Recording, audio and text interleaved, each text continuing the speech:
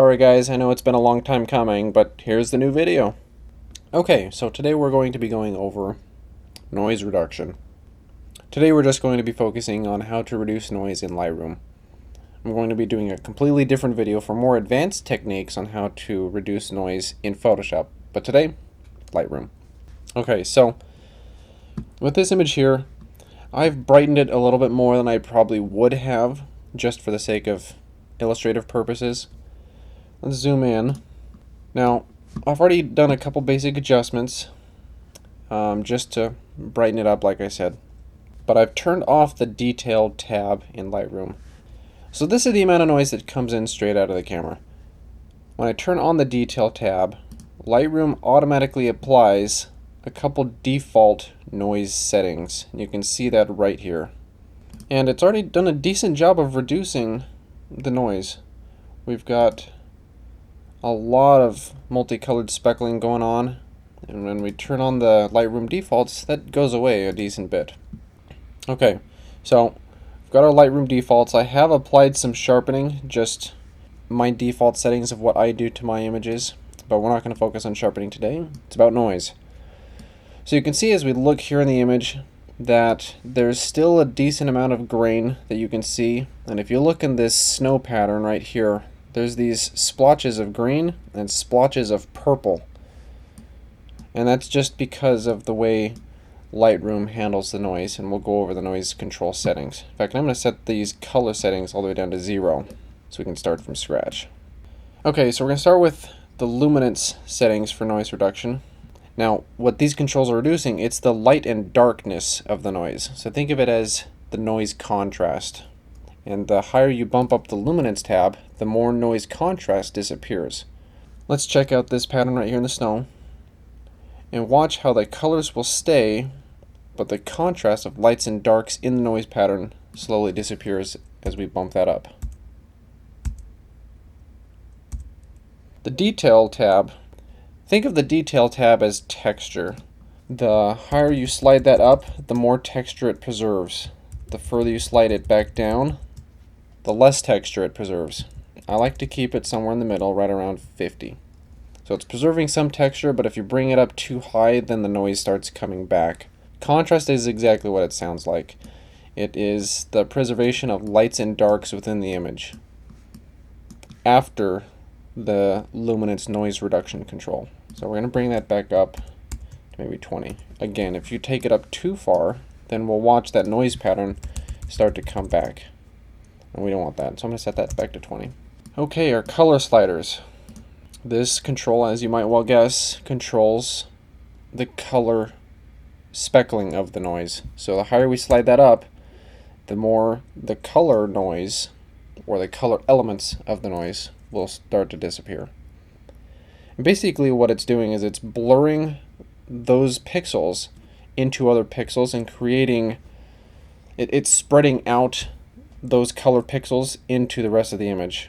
So as I bring this up, you can watch we go from really tiny color noise patterns to bigger splotchier noise patterns to almost disappearing noise patterns, and now we're just kind of left with these random splotches of color.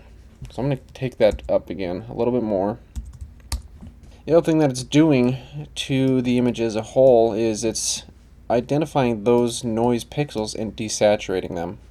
So if we turn this off, you can see how there's a lot more color in the image as a whole, including the noise. With the settings, some of that color disappears. And so that's where noise reduction can get overdone, is if you overdo the controls, you start to end up with a muddy, kind of blurry, splotchy image. We don't want that. So for color, the detail slider is similar to the luminance detail slider. It preserves the color details. So if we slide this all the way down, you can see that this entire area just kind of turned gray. It's not preserving a lot of color detail. If we slide it all the way up, it's preserving some of those sharper defined color details, which we would probably want in our mountains, but we definitely don't want to bring back our speckled noise patterns, which at 100% it is doing. So we're going to take this back down to 40. Smoothness. Think of smoothness as the radius to which the color noise pixels are blurred. So we slide this all the way down. You can see we still have these color splotching in the snow pattern right here. Purples, greens, those are those chunks of pixels that have been blurred into each other and smoothed out by the color noise reduction slider. Now, the smoothness slider, think of that again as radius. The further we push that up, the further those pixels are smoothed into other pixels, and the more they disappear. The problem with that, again, is it can be easily overdone, and if we do it too much, you'll see the color detail in other areas of your image slowly disappear, and you don't want to do that. Here's a good example. This little blue splotch, I think that was a tarp or something in the background there. If we slide the smoothness slider all the way up, you'll watch how that blue tarp just kind of disappears into the landscape. Now, for this particular image, that doesn't really bother me that much, but if you're trying to preserve detail in smaller colored areas in your image, that can get overdone and it can start to ruin parts of your image, so we don't want to overdo that. For this particular shot, I think I'm going to leave my details 40-40-40 for the color. I'm pretty happy with that. Maybe take up the smoothness just a little bit more.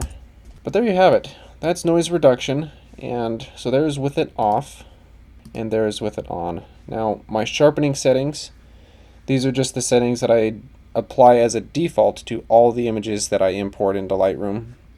And so you can see, with the combination of the sharpening settings and the noise reduction settings, I've managed to sharpen my image, bring out a little bit more detail than was there originally, as well as reduce a good amount of that noise. My horizon line is nice and crisp now, and I don't have all that color noise speckling going on. So there you have it. Stay tuned for the next video. We will be going more in depth into noise reduction inside Photoshop. Thanks for watching, and if you have a topic you want me to cover next, make sure to comment below.